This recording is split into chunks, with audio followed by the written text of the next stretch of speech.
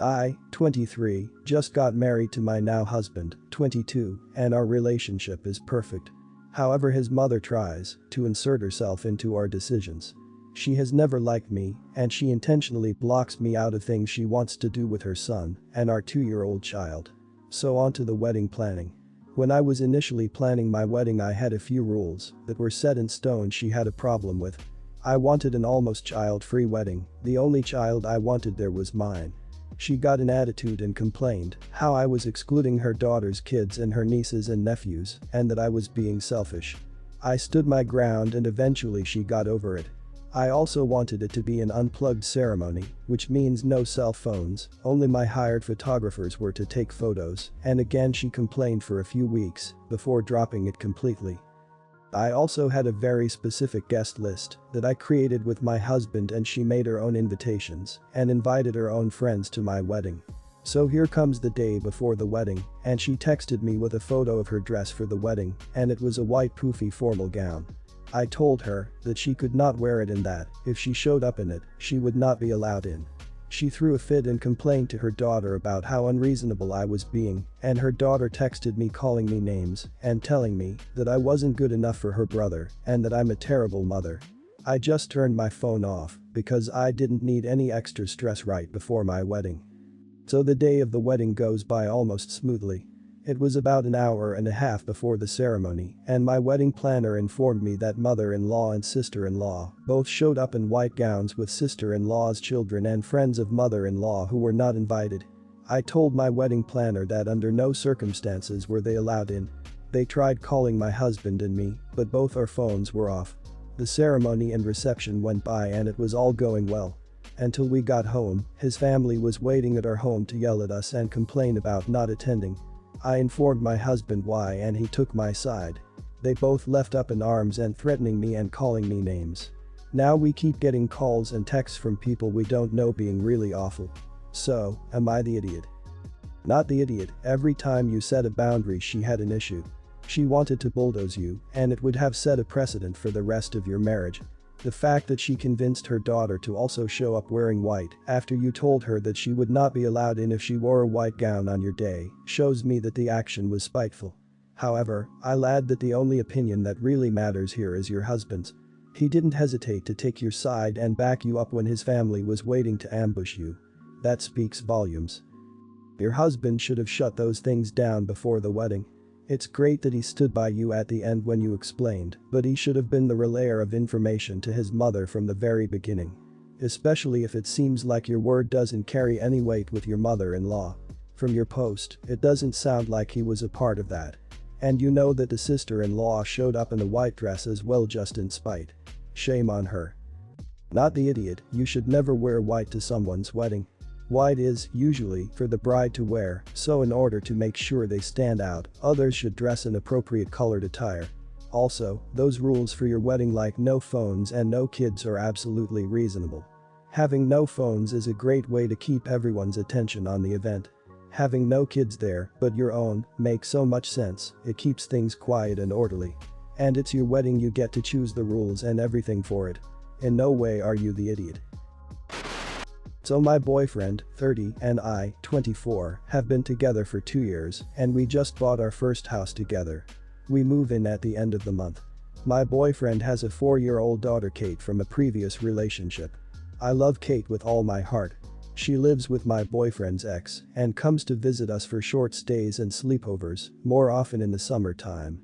Our new house is about a 30-minute drive from Kate's mom's house. It has 3 bedrooms. A master bedroom and 2 smaller bedrooms. We are converting one of the rooms to be an office for my boyfriend and me to work from. That leaves just 1 spare bedroom. Kate was really nervous about us moving so far away, and my boyfriend has reassured her that she will still get to visit all the time, and she will have her own bedroom waiting for her whenever she wants. My issue with this is that I don't want Kate to treat the only spare bedroom as her personal bedroom. Rather, I want it to be thought of as a guest bedroom. Of course, Kate can stay there whenever she wants to. This isn't part of the debate. I want her to feel welcome all the time. But I don't want it to be only her room. I don't want it to be filled with her toys and clothes, so nobody else feels comfortable to sleep in there. I don't think it's fair that a room is reserved for someone who is not there 90% of the time. In addition, my boyfriend and I are planning to have a child of our own, and I want to make sure that when that happens, we will have space for them to live. I can only imagine the circus in a few years if we have to tell Kate we are taking away her room to give to her new sibling. That's why I want to set expectations now, that Kate is always welcome, but she will be welcome as a guest. My boyfriend thinks I'm being unreasonable, that Kate needs her own room for stability, especially as she feels we are moving away from her. He says we can keep a pull-out sofa in our office for guests to stay on and call the spare room Kate's room. I still don't think it's fair to have a room just for Kate when she won't use it very often. And I think it's reasonable to be worried at the prospect of eventually giving Kate's room away to a future child. You're the idiot. I am not surprised that you didn't discuss this beforehand, because it would be obvious to anyone with a heart that a 4-year-old is not a guest in her father's house. It is her other home. Of course she gets a room there.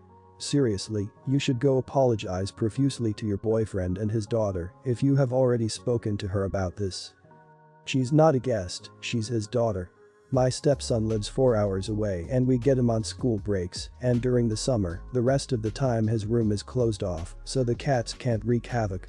It's not wasted space, it's his room, and when he comes back he knows his Nerf guns and video games and other toys are safely waiting him in his room. You say you want her to feel welcome, but how is she supposed to feel that when she's not even worthy of having her own space?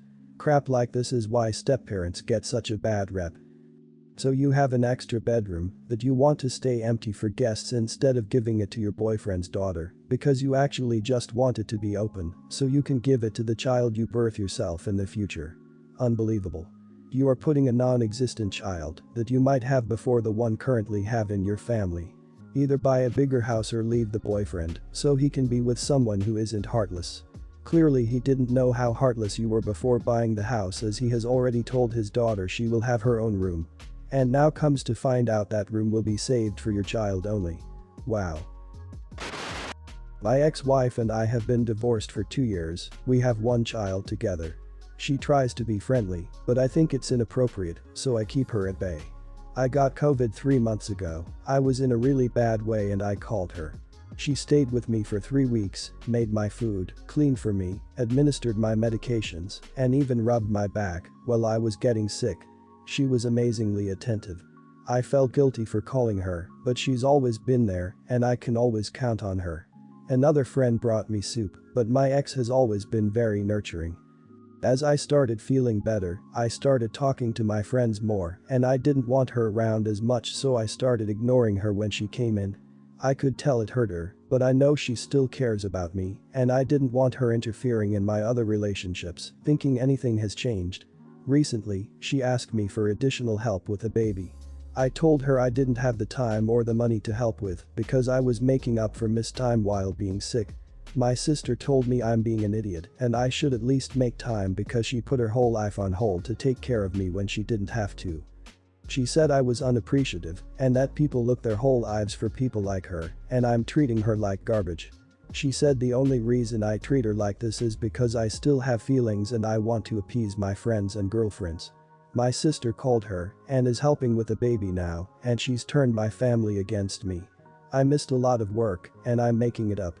Am I the idiot for not making time? You're the idiot. She tries to be friendly, but I think it's inappropriate. Why? Why is being friendly with the mother of your child inappropriate? What's inappropriate about being decent and getting along?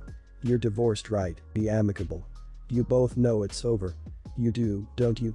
Unless she has feelings and you don't want to lead her on, or you have feelings and she doesn't, or you both have feelings. Whichever, if any of that's the case, you both need to talk about that and you can still be friends or friendly afterwards, I'd hope.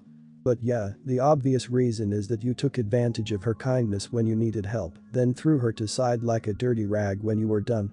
She's asking for additional help with a baby, your baby. You don't want to be friendly to her, but we're happy to use her when needed. You don't have to start a romantic relationship with her, but you do have a child together, and that means your lives are interwoven. Maybe she took care of you because she still has feelings, but she did something she didn't have to do, and now you're not being asked to take care of her, but pitch in a bit more with your child.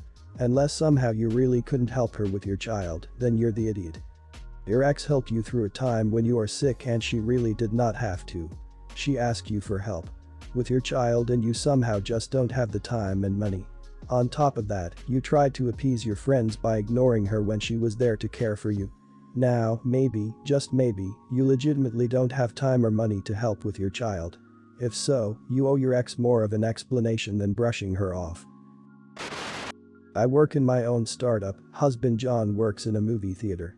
Before I started my company, we both had similar income, but now I earn 5 times as much as him. The chore dynamic at home was always heavily skewed. I'm very neat and like cooking, so I handle the lion's share of chores on top of my job.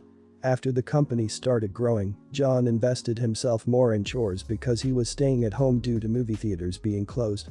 His workplace reopened a few months ago, and he immediately stopped doing most chores. I have been lenient and doing more than my share, since he comes home every day exhausted and complaining. After work, he does nothing but leisure, totally overlooking the fact manage our household on top of running my company. I'm kind of a doormat sometimes, so I let it go because I wanted to be kind to John. Last weekend, he crossed a line.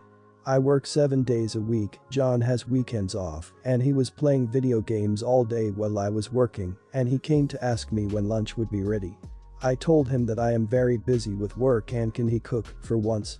He declined, then complained that it was so much easier in his grandfather's time when the homemaker didn't do anything other than her duties. I exploded. We had the biggest screaming match in our lives, with him calling himself the breadwinner of the household, repeatedly hiding behind the claim that he goes out to work, as opposed to me working from home, which means I'm a housewife.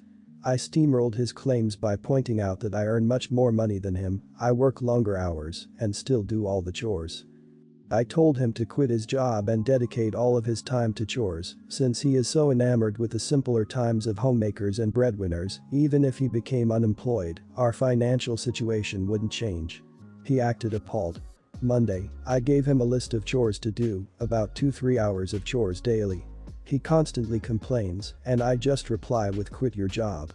I spent years doing all the chores on top of my job, but he whines at the prospect of doing just half.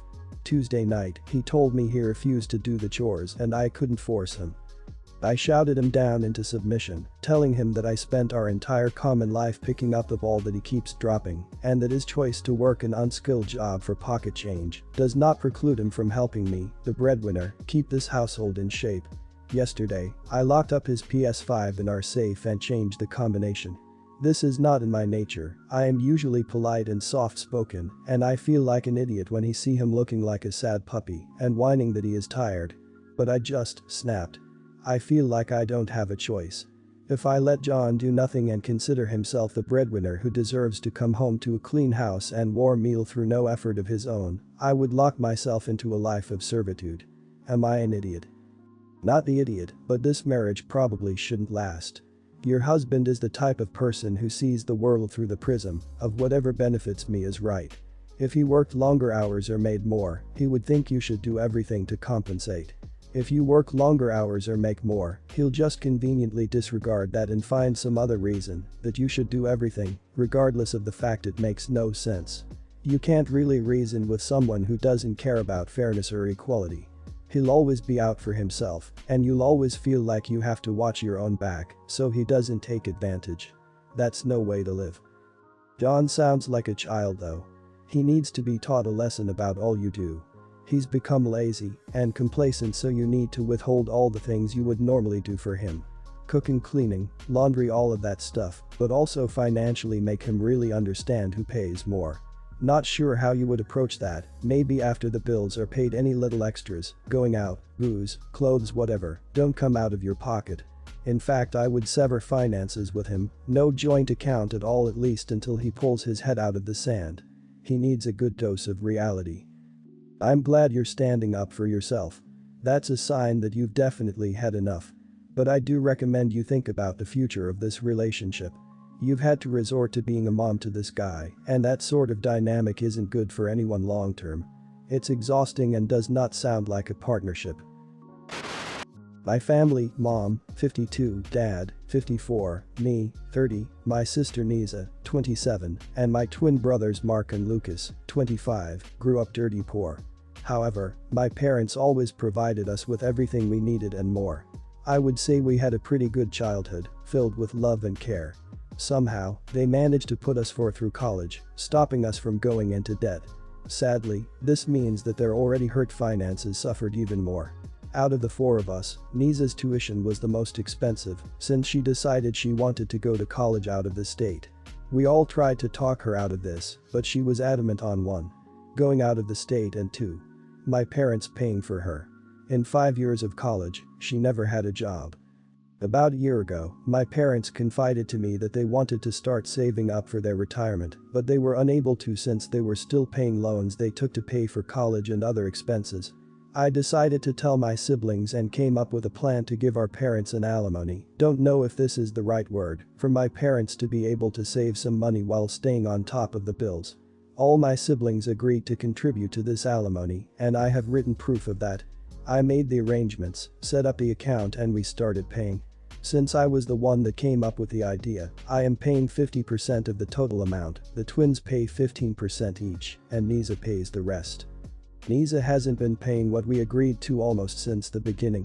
She always has an excuse to not pay even though we all know that she has the means to do it.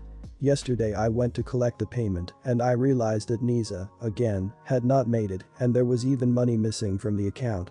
Not going to lie, I was furious because my siblings and I made an agreement and she was violating that. I sent her a text message. This is the last time I talk to you about this. You have the moral obligation to contribute to our parents' finances, given that they are mostly ruined because of you. Make the payment or I will take you off the account and tell my parent they raised an ungrateful woman. She later called me screaming and yelling at me that I am not her father and she can do with her money whatever she wants to. She said that our parents made the choice to pay for her college and she owes them nothing.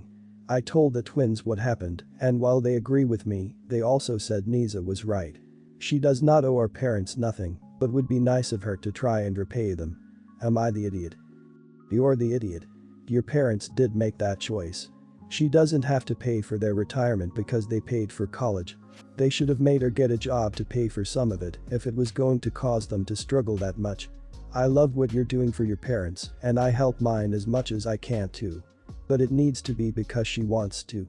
I would definitely take your sister off the account and if she wants to contribute she can do it a different way. You can't force her to want to help your parents. Everyone's the idiot here. She isn't morally obligated to pay for your parents. Your parents chose to have 4 children.